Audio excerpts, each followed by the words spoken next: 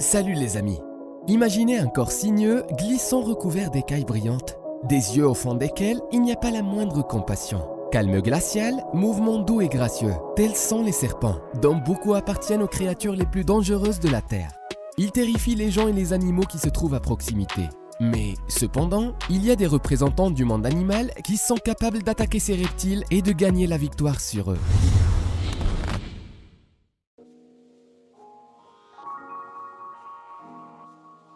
La chasseuse de serpents la plus courageuse et la plus célèbre aime manger des serpents, principalement des cobras.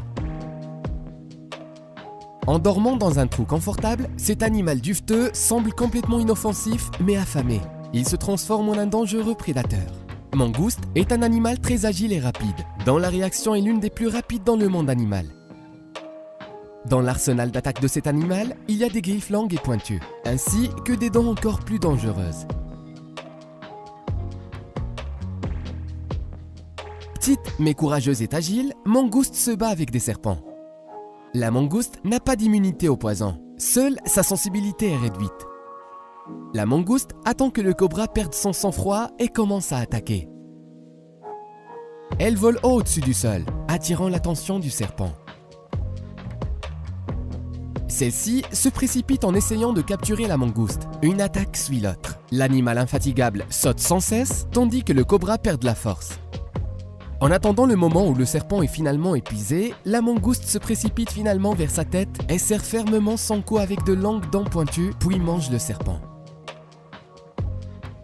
En Inde, au Pakistan et au Bangladesh, les mangoustes sont idolâtrés et considérés comme des animaux de compagnie les plus appropriés. Après une connaissance plus étroite, elles se sont avérées être des prédatrices vigoureuses, enjouées et affectueuses. Au Pakistan, les chiens et les chats ne sont pas apprivoisés, car on les considère comme des animaux sales. Mais la mangouste est juste comme il faut. Elle peut jouer avec les enfants et attraper des souris. Mangouste s'habitue à son maître, le suit partout, dort même avec lui. On raconte des histoires sur un célèbre scientifique Strendel qui a vécu avec une mangouste nommée Pips. Ils ont vécu ensemble en Inde pendant 3 ans. Le scientifique a appris à la mangouste à faire différentes choses. Sauter, faire des culbutes, s'asseoir sur une chaise, obéir à l'ordre. Mais cette histoire touchante s'est terminée très tristement. Strendel est allé sur un voyage et n'a pas pris la mangouste avec lui. Et il n'a pas supporté la séparation avec son maître et s'est laissé mourir de faim.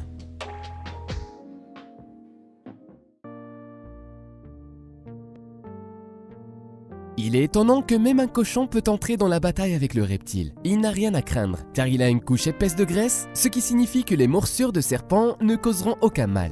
Le serpent ne fera que gaspiller son poison, et le cochon, quant à lui, peut piétiner l'ennemi. Un fait intéressant. Pendant la période de colonisation de la Colombie, les colons ont le plus souffert des crotales. Les serpents étaient partout.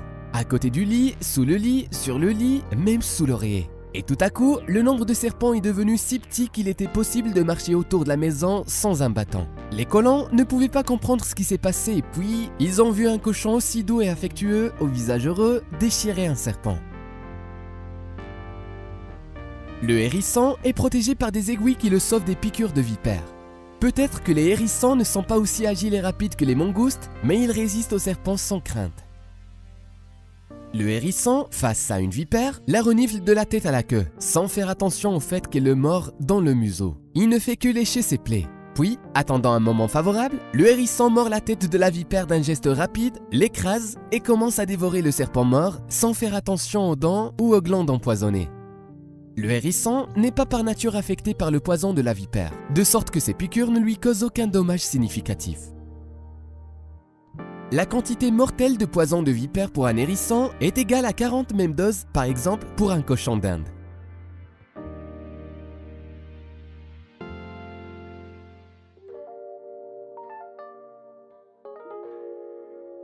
De nombreux oiseaux chassent les serpents, y compris des serpents venimeux. Les aigles, les faucons, les vautours, les cigognes et même les corbeaux exterminent ces reptiles. Mais le plus dangereux pour le serpent est le secrétaire vivant en Afrique. Il y a un tas de longues plumes sur sa tête, donnant à l'oiseau une certaine ressemblance avec un scribe qui a posé la plume derrière l'oreille, ce qui explique le nom de secrétaire qui lui est donné. La voracité de cet oiseau peut être jugée par le fait que 3 serpents, 11 lézards, 21 petites tortues ont été extraits de son goitre sans compter le reste d'insectes. Le secrétaire utilise une méthode spéciale pour lutter contre les serpents que Brehm décrit ainsi à partir des mots de l'un des observateurs de cet oiseau. Quand un secrétaire a rattrapé un serpent, celui-ci commence à se défendre, siffler et gonfler terriblement le cou. Puis, l'oiseau ouvre une aile, couvre ses jambes, frappe le serpent qui l'attaque par cette aile, saute d'avant en arrière, faisant les sauts les plus étranges. Le secrétaire se défend de la morsure d'un serpent avec une aile et cela fatigue son ennemi diabolique. Puis le frappe avec l'autre aile, l'assomme, le jette parfois dans les airs avec son bec, lui mord le crâne et l'avale finalement après l'avoir déchiré en morceaux.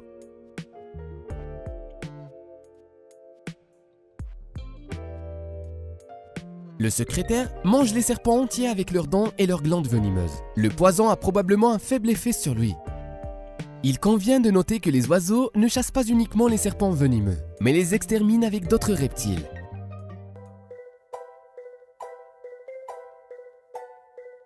L'Afrique est l'habitat des grands prédateurs agressifs, mais il y a là un animal qui les dépasse par sa férocité et son intrépidité. Rustique, impitoyable et féroce, il est prêt à attaquer les serpents africains les plus dangereux et n'a même pas peur d'un léopard. Il s'agit du ratel. En fait, il serait plus correct d'appeler ce prédateur féroce un mangeur de serpents, car les serpents sont sa nourriture principale et une proie facile pour cet animal rapide. Le ratel n'a pas peur du venin du serpent de la famille des aspides. Ce qui tue d'autres bêtes en quelques minutes ne lui cause qu'un malaise.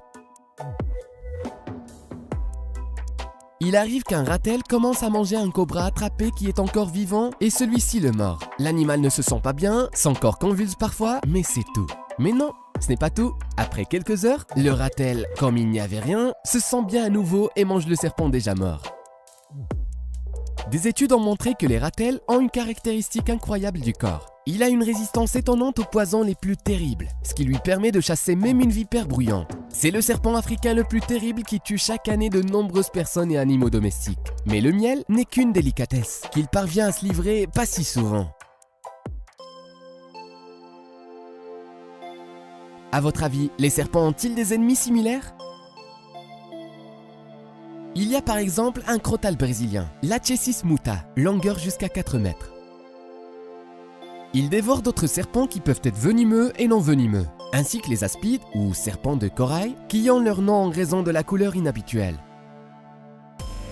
Le venin des aspides est également dangereux pour les autres serpents. Cependant, ni le crotal ni l'aspide ne peuvent être des alliés de l'homme pour lutter contre les serpents venimeux, car ils représentent eux-mêmes un danger extrême pour lui. En observant la vie, les habitudes et les mœurs de nombreux serpents, un phénomène frappant a été découvert. La capacité d'un serpent américain, que les indigènes appellent Quelea obscur, à tuer leurs semblables venimeux et les a dévorés ensuite. Ce serpent nocturne, généralement d'une longueur de corps de 2,5 mètres, se rencontre le long des rives des rivières, des ruisseaux, ainsi que près des marais. Elle est inoffensive car elle n'a pas d'appareil toxique. Et est l'ennemi juré de divers serpents venimeux, qui sont si nombreux au Brésil, où la mort d'une personne par une morsure de serpent n'est pas rare. Si une Quelea obscur rencontre un crotal, ce dernier la mord. Cependant, son terrible poison, frappant rapidement les mammifères, n'est pas dangereux pour la Quelea obscur. Elle a une défense naturelle contre lui et ne prête pas la moindre attention aux morsures que le crotal lui inflige. Pendant ce temps, elle mord elle-même son dos avec ses dents et, en palpant le corps de son ennemi avec une langue qui bouge rapidement, l'avale, se rapprochant de plus en plus du cou du serpent venimeux. Ayant atteint le cou, elle commence, en se pliant, à tourner la tête du crotal et lui casse ainsi les vertèbres cervicales, écrase le cerveau et la tête de l'ennemi venimeux pend impuissant vers le bas alors que le reste de son corps fait encore des mouvements convulsifs. Une telle lutte se termine bientôt si le serpent venimeux est petit. La Quelea obscur mange le serpent tué en commençant par la tête. La queue longue de la victime morte qui sort de sa bouche fait encore des mouvements convulsifs.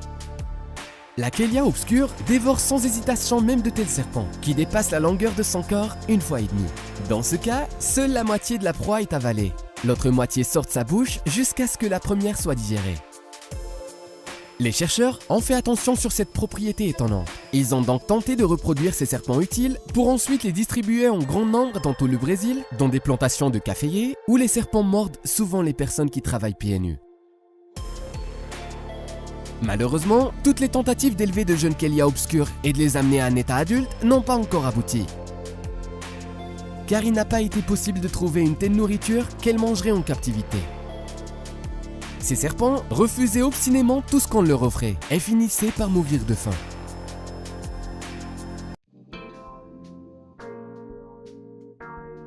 Comme toujours, les animaux ne cessent de nous surprendre. Ce qui nous semble incroyable est une chose courante pour le monde animal. Si notre vidéo vous a plu, aimez et abonnez-vous à notre chaîne. Merci d'avoir regardé, à bientôt.